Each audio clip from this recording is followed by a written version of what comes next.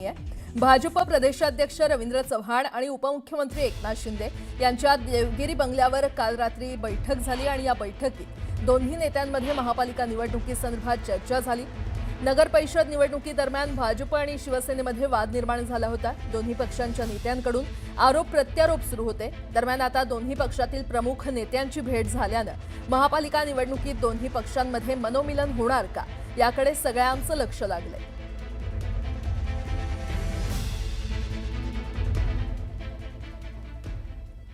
पुढची बातमी पाहूयात। हिवाळी अधिवेशनात आज माजी मुख्यमंत्री उद्धव ठाकरे खरं तर काल सहभागी झाले होते आणि यावेळी उद्धव ठाकरेंनी महायुती सरकारवर घणाघाती टीका केली आहे। महायुतीतील कुरघोडींवरून ठाकरेंनी हल्लाबोल केलाय।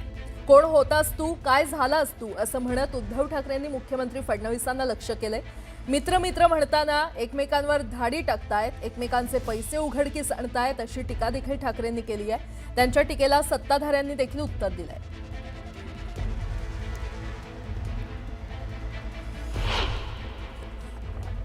मुख्यमंत्र्यांनी अजून एक खातं निर्माण केलं पाहिजे आणि त्याचं नाव पांघरुण मंत्री असं ठेवायला पाहिजे।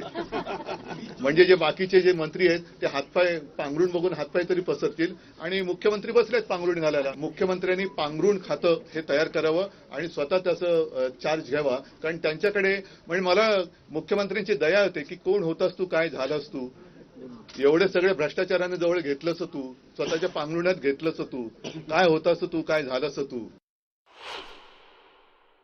इतर राज्य ही ज्यांची उदाहरणं देत होतो त्या राज्यात आता आपल्या महाराष्ट्राचं उदाहरण दिलं जात असेल की बघा तिकडे कशी बेबंदीशाही सुरू आहे।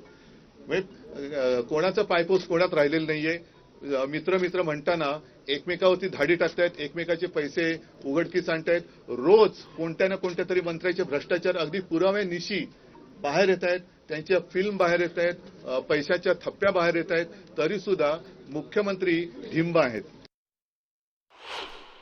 मुख्यमंत्र्यांना बुके घेऊन का जाता? का मुख्यमंत्र्यांची वारंवार भेट घेता? एकीकडे टीका करायची आणि दुसरीकडे नाही, एकीकडे गोडवे गायचे आणि दुसरीकडे टीका करायची, ही दुटप्पी भूमिका आहे मुख्यमंत्र्याच्या खुर्चीसाठी। आणि या मुख्यमंत्री पदासाठी ज्यांनी स्वतःचं, मी असं म्हणेन, ते पांघरून म्हणाले तर मी म्हणतो की पाय पुसणं करून घेतलं, त्यांनी काय मुख्यमंत्र्यांवर टीका करायचा अधिकार आहे?